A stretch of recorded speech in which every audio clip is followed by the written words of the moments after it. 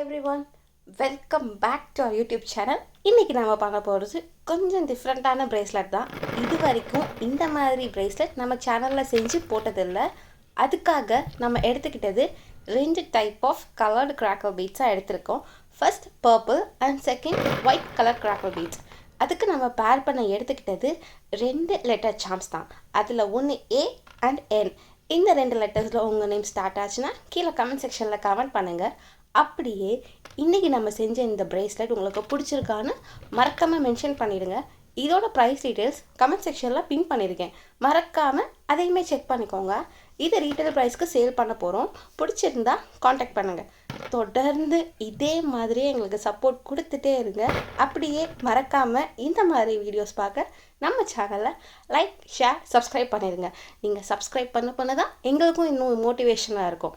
So thanks for வாட்சிங்.